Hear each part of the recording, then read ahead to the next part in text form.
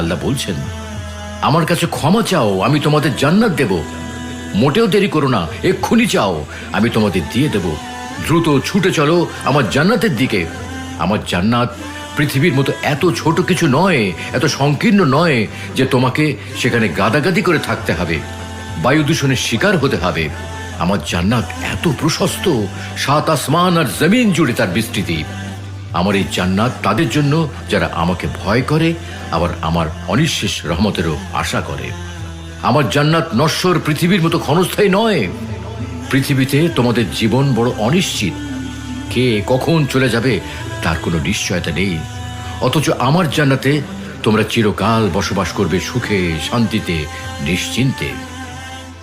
যারা তাদের পালনকর্তাকে ভয় করত, তাদেরকে দলে দলে জান্নাতের দিকে নিয়ে যাওয়া হবে। যখন তারা উন্মুক্ত দরজা দিয়ে জান্নাতে পৌঁছবে এবং জান্নাতের রক্ষীরা তাদেরকে বলবে, তোমাদের প্রতি সালাম, তোমরা সুখে থাকো, সদা সর্বদা বসবাসের জন্য জান্নাতে প্রবেশ করো।